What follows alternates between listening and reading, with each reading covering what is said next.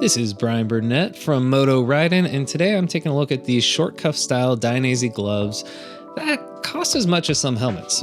But does the price reflect the product? Let's find out. Introducing these Dianese 4-stroke 2 gloves. Not the best name, but I'll give it a pass because when you look this good, does it really matter? Now for sizing, you'll want to check the website, but in my case, I'm typically a medium with Alpinestars gloves, but for these, I'm actually a small, and they fit great. The drum-dyed goatskin flow red color is really quite striking in person, and if you're looking for something that's more high-vis without going full Rossi yellow, this is a great alternative in my opinion.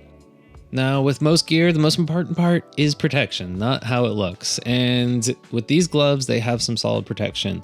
With its stainless steel knuckles and the back of hand inserts, which are set over some thermoplastic, are both really well padded and feel great. There's a few spots with impact absorbing soft inserts that give extra flexibility, but along the side of the hand and where the pink ear is really well protected with plastic sliders. The gloves is also CE certified. So what do they like to ride with? Well, the break-in period was pretty short. After just a couple of hours on a long ride, these gloves fit, well, like a glove. I was able to have a great range of motion. The rest of my fingers I could hold over the clutch and brake levers without any discomfort.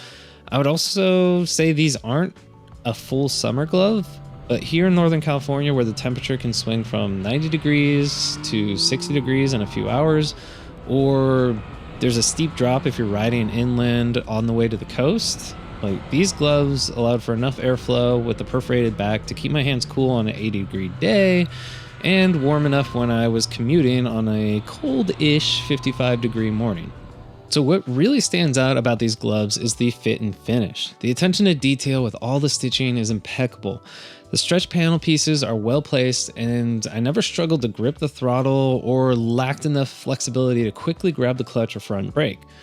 One note is that on the bottom of the palm, just below where the base of your fingers are, is very grippy. It took me a second to get used to the feel, which on a couple of occasions I gave a little too much gas when I was trying to blip the throttle down on a downshift or two.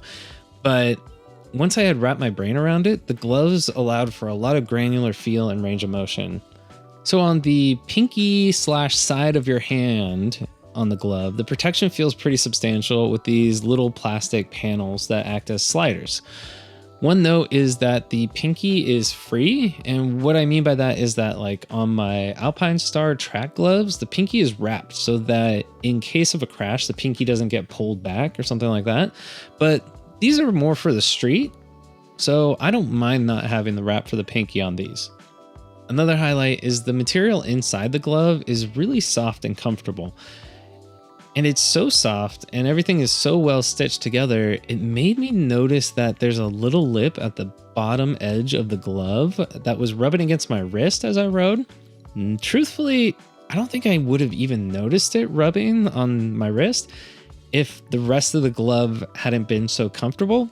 So not really an issue, just kind of a nitpicky point because everything on this glove is so well put together that having that little lip at the back of the glove just kind of stood out. So for the pros and cons, the main highlight of these gloves is how quickly they broke in, and they are really quite comfortable for everyday street riding.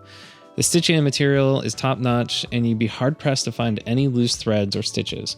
Overall, for a short glove, these provide a lot of top and side protection, and for any incident at street riding speeds, these would be your best bet for most protection. Moving on to cons, top con obviously is price, $300.